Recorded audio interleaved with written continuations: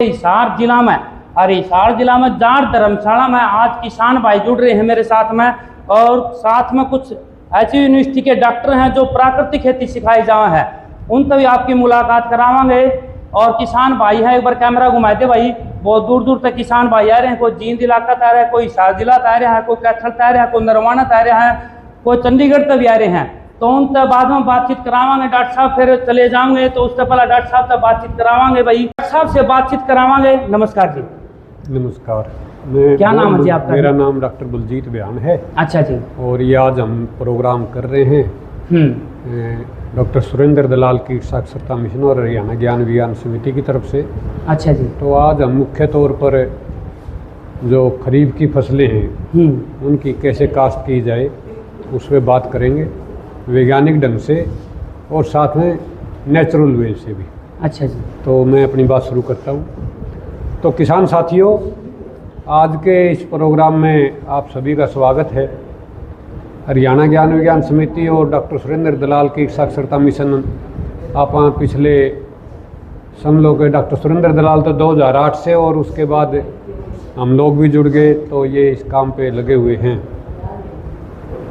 आज का जो मुख्य उद्देश्य है वो तो यही है कि अब जो बिजाई होनी है खरीफ की फसलों की, उसको अपन वैज्ञानिक ढंग से और ये कहिए कि नेचुरल ढंग से भी कैसे करें, इस पे आप अपने विचार रखेंगे। और उससे पहले मैं थोड़ा सा ये भी आप पॉइंट आउट करूँगा कि इस तरह की जो ट्रेनिंगें हैं, एक फिक्की है क्या भाई, लेमन दे फिक्की, तो इस तरह की जो ट्रेनिंग है उनका वैसे तो यूनिवर्सिटी भी करती है और कृषि विभाग भी करता है, और अब तो पूरे हरियाणा हिंदुस्तान में शायद कृषि मंत्री ने को कह रखा है सारे जाके करेंगे, लेकिन हमारी इससे थोड़ी सी भिन्नता है। डॉक्टर सुरेंद्र दलाल कीट साक्षरता मिशन क्या है और उसका क्या तरीका, इसको अपन थोड़ा 2 मिनट पहले ज़रूर अपन करते हैं।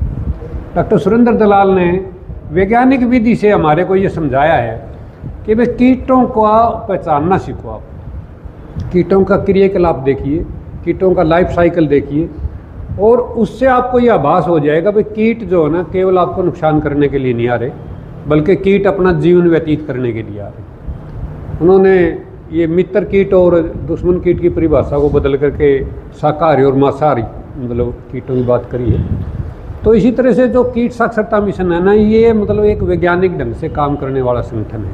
बहुत संगठन है जो नेचुरल फार्मिंग की बात भी करते हैं, कुदरती खेती कह लो, ऑर्गेनिक खेती कह लो, लेकिन उसमें और हमारे में थोड़ा सा अंतर है।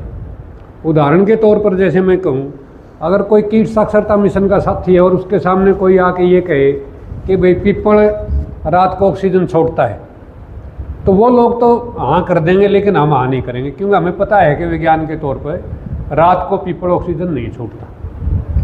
कई उससे भी आगे चले जाते हैं, वो तो ये भी कहते हैं कि भाई गाय भी सांस लेती है तो ऑक्सीजन छोड़ती है। तो अगर कीट साक्षरता मिशन का साथी है वो कहेगा ना, वैज्ञानिक बात कहेंगे, गाय सांस लेती है तो ऑक्सीजन नहीं छोड़ती, कार्बन डाइऑक्साइड ही छोड़ती है। वो तो ये भी कहते हैं। फिर मैं अभी ये किताब ले रहा था 2 दिन का, वहाँ पर जो प्रोग्राम हुआ है नेचुरल फार्मिंग पे, सीएम साहब भी आए थे और गवर्नर साहब भी आए थे, उन्होंने एक किताब बांटी। उस किताब में बड़ा जोर के ही लिख रखा है कि आपने जो जीवामृत या केंचुआ खाद या जो भी बनाना है वो केवल देसी गाय का गोबर प्रयोग करना है। लेकिन हम लोग जो कीट साक्षरता मिशन में वैज्ञानिक तौर पर बात करते हैं, हम तो ये कहते हैं, ये कोई वैज्ञानिक तौर पर तो प्रूव नहीं है कि केवल देसी गाय का हो। वो देसी गाय का भी उसका भी विरोध नहीं है, लेकिन भैंस का हो तो भी जीवामृत तो बन सकता है, केंचुआ खाद भी बन सकता है।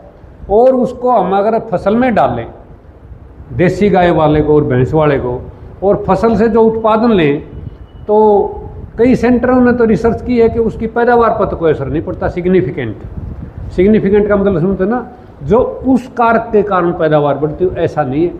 1-2 मन ऊपर नीचे होती है, बहुत कारक हैं। तो मेरा कहने का मतलब ये है, हम जो कीट साक्षरता मिशन के लोग हैं, हम वैज्ञानिक विधि से बात करते हैं और विज्ञान की बात करते हैं, आँख मीच के बंद करके दिमाग ऐसी बात नहीं करते।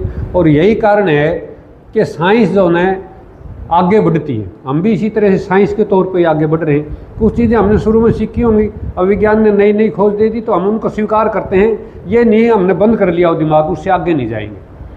तो अपन है मोटे तौर पर जो आज हम बात करेंगे उसमें अपन खरीफ की फसलों की बात करेंगे। खरीफ की फसलों में हम ये देखेंगे कि भाई कम खर्चे में वैज्ञानिक ढंग से ज़्यादा पैदावार कैसे ली जाए, और वो जो पैदावार लें उसमें हमारी जो ज़मीन और पानी के जो हमारे पास साधन उपलब्ध हैं उन्हीं साधनों में हम उसकी पैदावार ज़्यादा लें।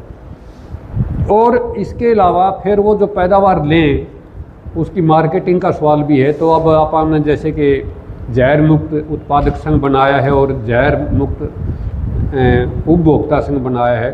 अगर कुछ ऐसी चीज़ें हैं खरीफ की फसलों में जो आप इसको बेच सकते हैं उपभोक्ताओं को, तो उस पर भी विचार करेंगे फिर उसकी कौन सी किस्में हों, क्योंकि जो क्वालिटी का सवाल है, जो गुणवत्ता का सवाल है, वो वैरायटी के साथ बहुत जुड़ा हुआ है किस्मों के ऊपर।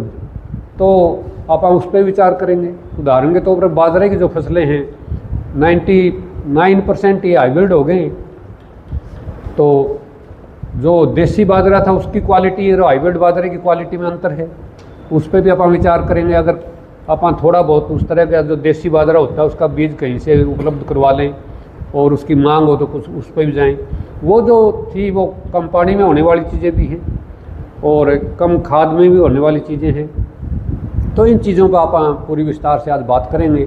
और उसमें मेन चीज़ यही है कि हम लोग जो है ना केवल इसी बात पर नहीं है कि भाई ज़्यादा उत्पादन या ज़्यादा मुनाफा, उसके साथ साथ जो दूसरी चीज़ें हैं स्वास्थ्य की, पानी की और की समाज की भी, तो उनके ऊपर भी और बल्कि किसान की राजनीति की भी, नीतियों की भी, सभी में बात करते हैं। कोई अपन केवल एक टारगेट नहीं है किसी तरह से ऑर्गेनिक नहीं।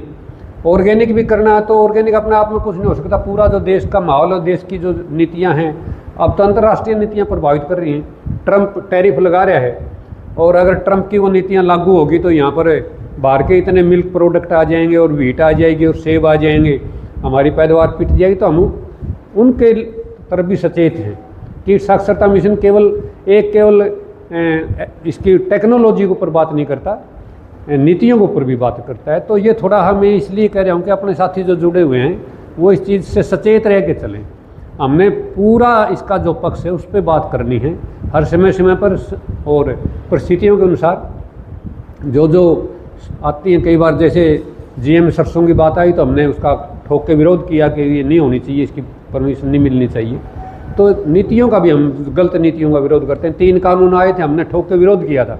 हम उन लोगों में नहीं है कि हम राजनीति नहीं करते, हम ठोक के कहते हैं जो किसान के हक की राजनीति होगी उसका हम समर्थन करेंगे, जो किसान के विरोध की राजनीति है उसका विरोध करेंगे। तो सारी चीज़ें हैं, विज्ञान भी है, राजनीति भी है, समाज भी है, सब चीज़ें ही प्रभावित करती हैं खेती को, और सब पर ही नज़र रखते हुए हमने ये बातें रखनी हैं।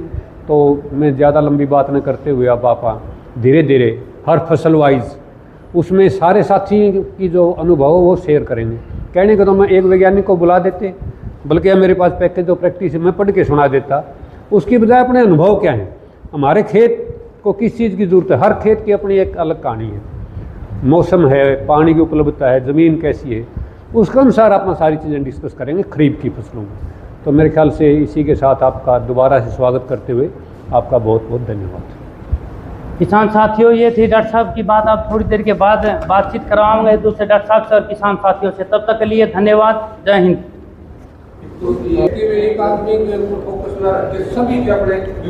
यस, मैं चलूँ ऐसा करेंगे। आज अपन